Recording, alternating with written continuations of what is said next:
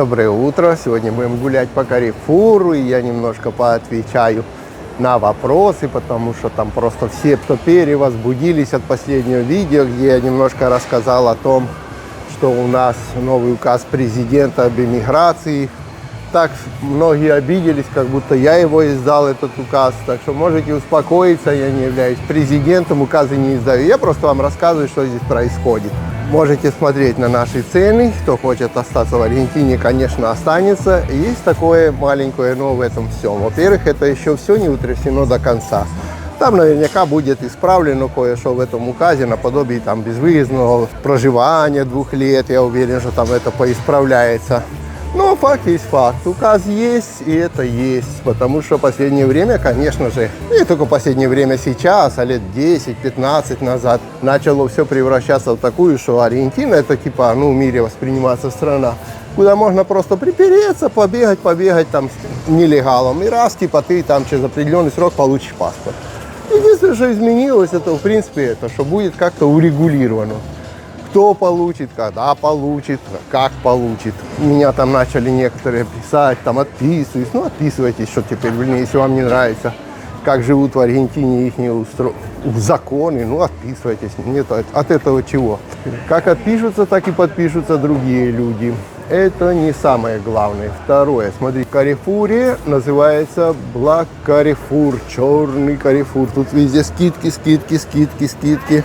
Почем у нас калифоны?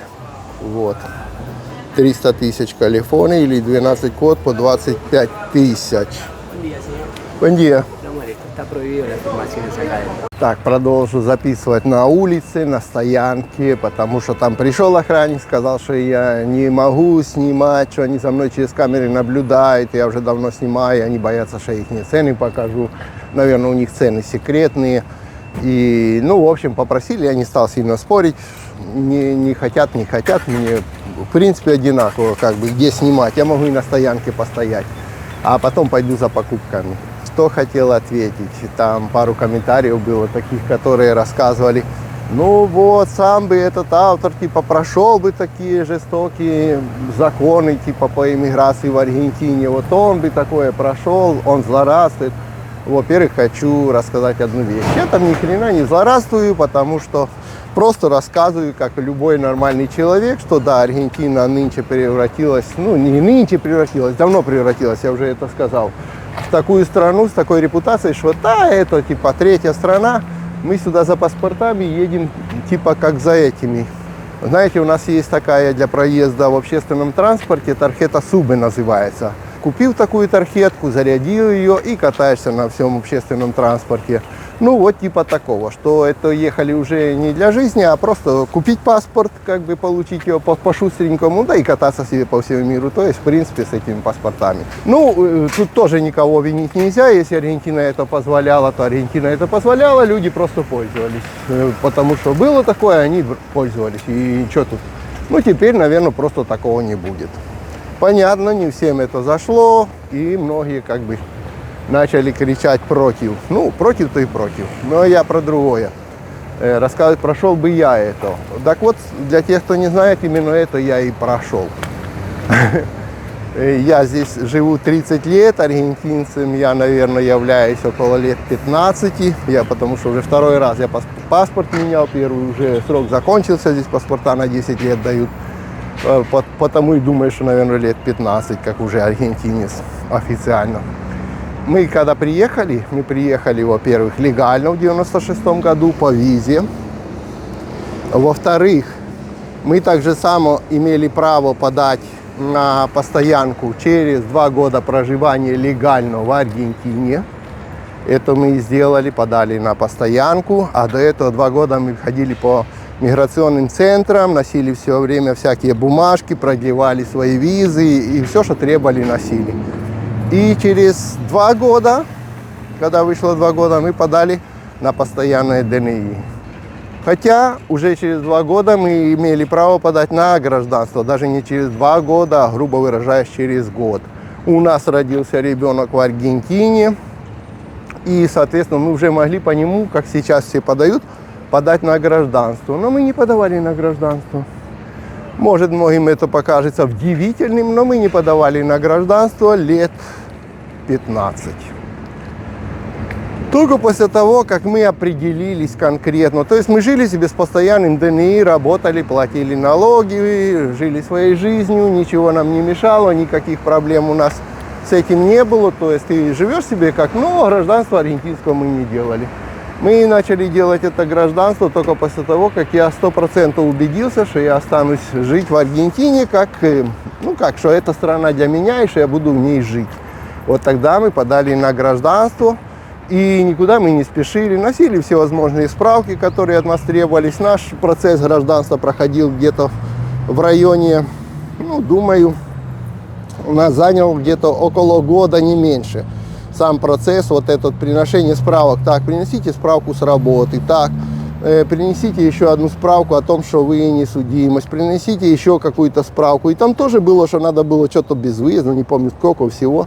Но факт в том, что и мы не остались обиженными на Аргентину от того, что мы могли получить эти паспорта вообще в первый год жизни в Аргентине, но мы не получали.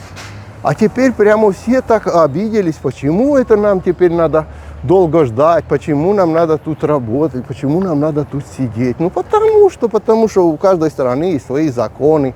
Я вообще не вижу проблемы в том, что если люди приехали сюда жить, конкретно жить, не пересидеть, а жить, то, в принципе, я думаю, у них вообще ничего не меняется. В конечном итоге они все равно все получат. Вот есть куча людей уже, которые приехали там обустраивать свое сельское хозяйство, или там что-то уже начинают делать, или какое-то производство, еще что-то. Я вот уверен, если они приехали и обустраиваются здесь жить, их вообще проблема как-то не затронет. Они все равно найдут пути, показать, что они здесь живут, что они здесь работают, что они здесь просто будут жить. И по Конституции Аргентины они здесь останутся в конечном итоге. Хоть с помощью адвокатов, хоть без помощи адвокатов, хоть по каким-то, как говорят, всегда будут, знаете, как говорят, у закона есть летра чика, то есть маленькие буковки. Всегда найдутся маленькие буковки, маленькие уточнения, что для тех это так, для этих это так. Тут, в принципе, затрагивает только тех, кто залетает сюда, я же говорю, за паспортами, как за тархетой субе для путешествий. И вот это то, что пока что. И то закон еще, есть ДНУ. ДНУ это, этот самый указ президента по срочности, который надо. Но он потом должен быть парламентом, там утвержден 5-м, 10-м, одним словом. И еще это утвердят, я уверен, что утвердят. Но все равно, на данный момент еще это все не 100% окончательно, я думаю, там утрясется все. Так что не переживайте, не кричите. Некоторые придется, наверное, дальше побежать. Там по соседству есть Бразилия, есть Чили, есть другие страны. Хотя никто не дает гарантии о том, что в этих странах тоже никогда ничего не поменяется. Ведь в Аргентине тоже 2 года было назад одно, и цены, и экономика, и правила. Потом год назад стали другие, к примеру, хотя бы экономика, начали новые правила вводиться. Сейчас такие. В этих странах соседних тоже происходят выборы, там не сидят все до конца жизни на своих постах. Придет другой правитель или выберут другого президента, и там все может измениться.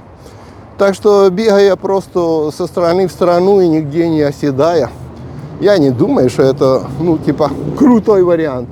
Кто-то и влетит в то, что хорошие какие-то вещи, и быстренько что-то получит, осядет, и все окей.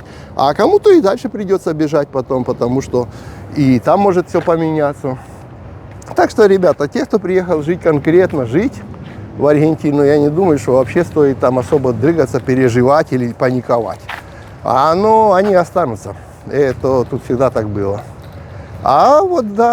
Кто просто приехал пересидеть, перебегать, получить запасной паспорт на всякий случай, тем, наверное, будет сложнее теперь немного. Так что давайте. До следующих видео мы не будем обсуждать только эту тему. Следующие видео будут на другую тему. Что будет происходить, то и будем обсуждать. Потому что здесь обсуждается жизнь в Аргентине. Многие вещи, которые происходят в Аргентине, многим людям будут не нравиться. Это 100%. Даже и аргентинцам здесь половина на половину. Половине это что-то нравится, другим половине это. Но, как правило, здесь есть такая как вам сказать, есть такая штука, что если на выборах выбрали именно этого президента, большинство выбрало, значит будут пока до следующих выборов, ну, как бы большинство выбрало, значит так оно и есть. Нет, значит на следующих выборах выберут другого. Или наоборот, выберут еще раз этого. Все будет зависеть от этого. Ладненько, удачки вам.